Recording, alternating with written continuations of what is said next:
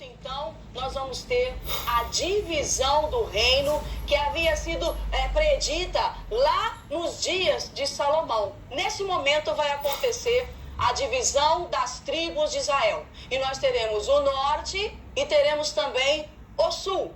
E como é que funcionava, pastor, professora? Muito bem. O reino do norte, ele ficou com 10 tribos. Ele continuou sendo chamado de Israel e a sua capital, Samaria. O primeiro rei do norte foi justamente Jeroboão, o servo de Salomão. Ao reino do sul coube 2 tribos, a tribo de Judá e a tribo de Benjamim. O reino do sul, então, será chamado de Judá, a sua capital será Jerusalém, e o primeiro rei do sul, então, é Roboão, o filho de Salomão. Veja que Deus falou e Deus cumpriu. Ele tirou 10 tribos das mãos de Roboão e entregou para o servo de Salomão, o Jeroboão. São muitos reis citados na Bíblia, muitos.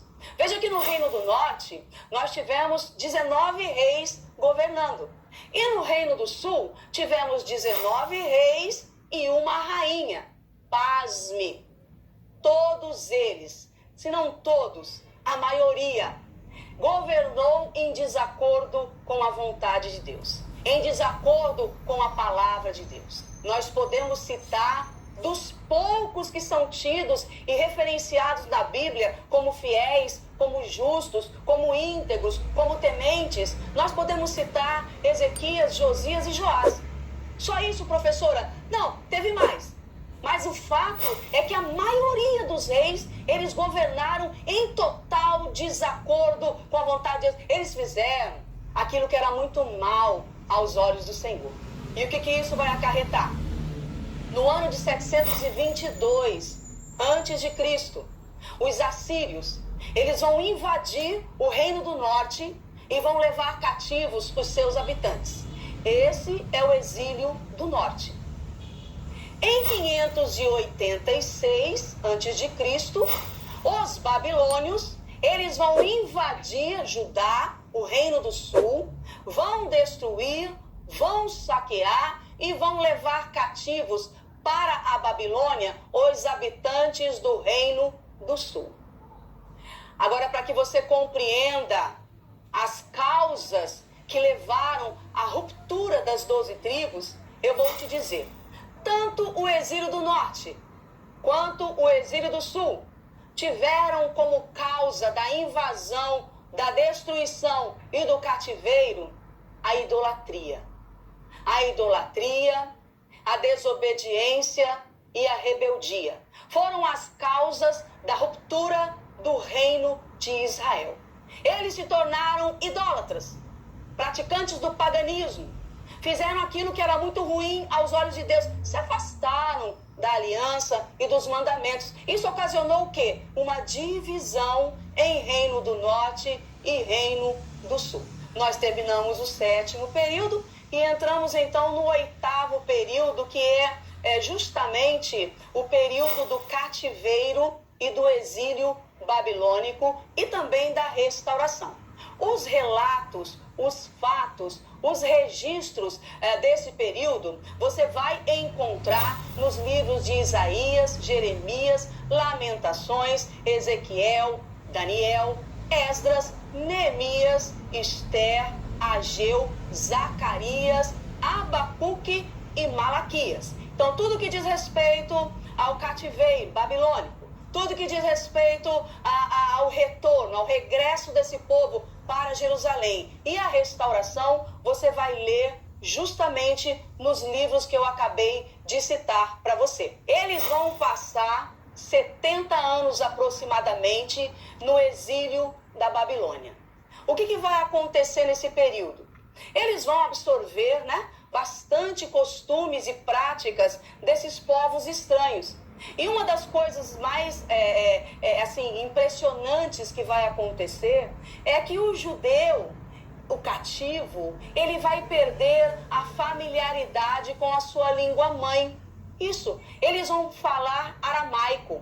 durante todo o longo período de exílio, eles vão falar o aramaico. O aramaico era o idioma que dominava, que predominava nas regiões da Babilônia nessa época. E então, os fatos mais importantes que nós vamos destacar agora, com um pouquinho mais de detalhe, é que em 598, o rei Nabucodonosor, o rei da Babilônia, ele vai sitiar Jerusalém. Ele vai cercar Jerusalém de tal maneira que ninguém que está dentro sai e ninguém que está fora entra. Mas não foi por um pouquinho de tempo, não. Foi por bastante tempo que durou esse cerco, que durou esse sítio a Jerusalém.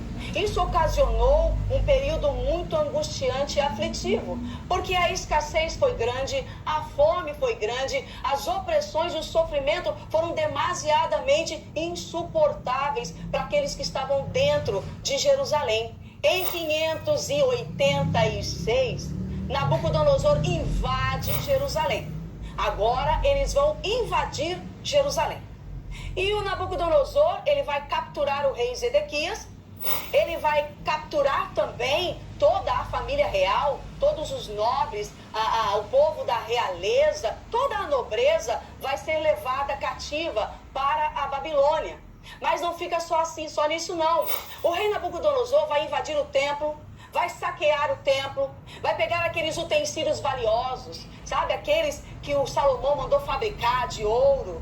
Vai pegar os utensílios do templo, vai mandar para a Babilônia para serem colocados no templo do Deus deles. Olha que absurdo. E aqueles utensílios que eles não levaram, Nabucodonosor manda destruir. Destruiu o templo, destruiu Jerusalém, a casa real foi saqueada, os muros de Jerusalém foram destruídos. E a situação ficou séria. A Babilônia invade o Reino do Sul e deixa Jerusalém no pó, totalmente destruído. Só que a Babilônia vai perder força. E o reino da Pérsia vai ganhar poder, vai ganhar expressão e vai dominar o mundo na época. Em 538 a.C., o rei da Pérsia, o rei Ciro, ele vai assinar uma lei, ele vai assinar um decreto. E esse decreto, essa lei, vai liberar os cativos para que eles possam retornar para a sua pátria, para a sua terra natal. Sobre o cerco, sobre a invasão, sobre o domínio babilônico, você vai encontrar na sua Bíblia, no segundo livro de Reis, do capítulo 24, do versículo 10 até o versículo 17. E também no livro de Daniel, capítulo 1, do versículo 1 até o versículo 3 e também no versículo 3. Assinado então o decreto, o povo é liberado e o povo pode voltar para sua pátria. Oh, que alegria, que maravilha! E nesse momento de retorno, nesse momento de restauração, nós vamos ter duas figuras emblemáticas que vão surgir com força na história do povo de Deus. Quem são eles? Neemias e Esdras. Ocorre que Neemias, ele volta para Jerusalém e ele vai se dedicar à reconstrução dos muros, à reconstrução da cidade. Digamos que a reconstrução da vida nacional desse povo que regressou da Babilônia para Jerusalém. Já o Esdras, que é o escriba da tribo, da linhagem dos levitas, ele também vai atuar como sacerdote. E Esdras vai se dedicar nesse retorno, nesse regresso, ele vai se dedicar a ensinar o povo novamente a lei. Vai ensinar o povo novamente a voltarem-se para o Senhor.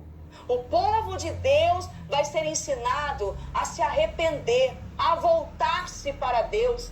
Vão aprender novamente a lei, as escrituras, os mandamentos. Essa será a tarefa do nosso amigo Esdras. E a ele ficou a responsabilidade, então, da reconstrução da vida espiritual desse povo que retornou do exílio para a Babilônia.